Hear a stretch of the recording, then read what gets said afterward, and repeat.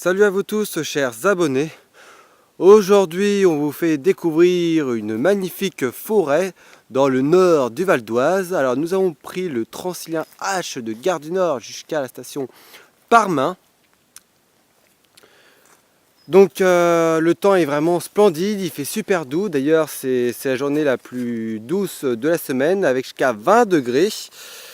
Et c'est pour ça que qu'on réalise cette magnifique randonnée au cœur de cette forêt.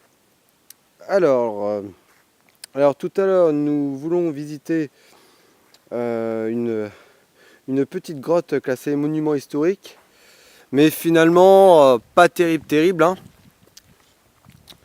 Là maintenant, nous sommes vraiment au cœur de la forêt départementale de la Tour du Lay, et là nous nous dirigeons vers un polissoir, également classé monument historique.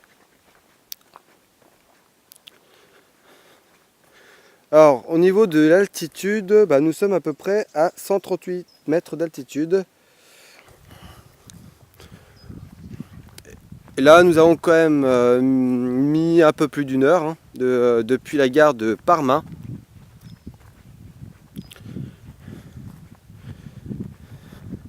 Alors, dans le département, il y a pas mal de carrières souterraines aussi à explorer, mais bon, la plupart elles sont condamnées. Il y a beaucoup de... on peut aussi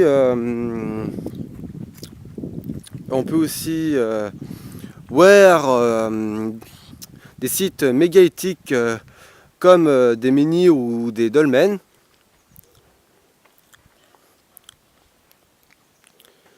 Voici le polissoir.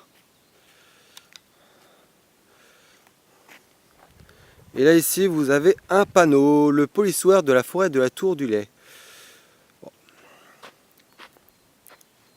Alors à quoi servaient les polissoirs? Alors je vais vous lire un petit peu.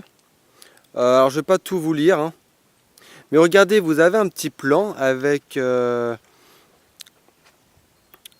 tous les dolmens, menhirs, enfin tous les sites mégalithiques recensés dans le département. Vous en avez un également du côté de Pontoise, Argenteuil aussi. Alors je vais quand même vous lire. Alors, à quoi servaient les polissoirs? Comme l'indique leur nom, ils étaient utilisés pour le polissage d'objets comme des haches et les stries à leur surface sont les marques de ce travail qui exigeait de nombreuses heures. Ils servaient aussi à l'affûtage de tranchants dont témoignent des cuvettes et avaient peut-être également d'autres fonctions qui nous échappent.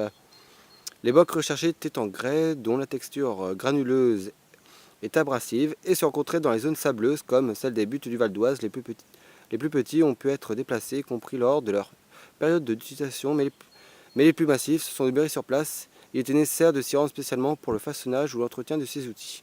Alors je ne sais pas si vous avez bien compris, mais en tout cas, c'est plutôt intéressant. Il y a pas mal de trésors dans plusieurs endroits. Hein? On parle pas des céréales. Hein. Non, non, non. Ben, évidemment. Ah oui, les trésors de Keps. Et ben justement, on va aller en acheter.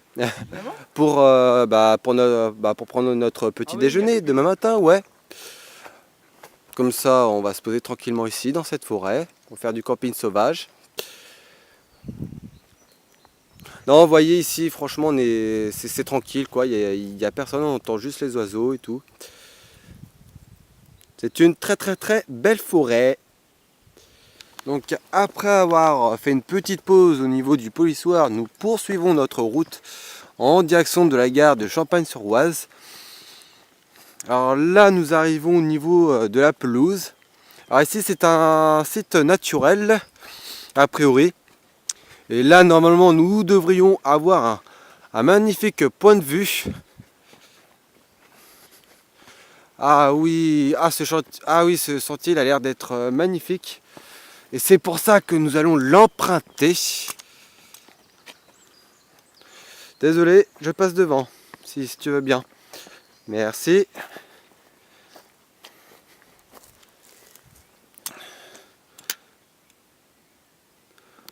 Alors, Ouais. Ouais, on monte. Pour essayer d'avoir la meilleure vue possible sur la forêt. Et il y a une magnifique lumière aussi.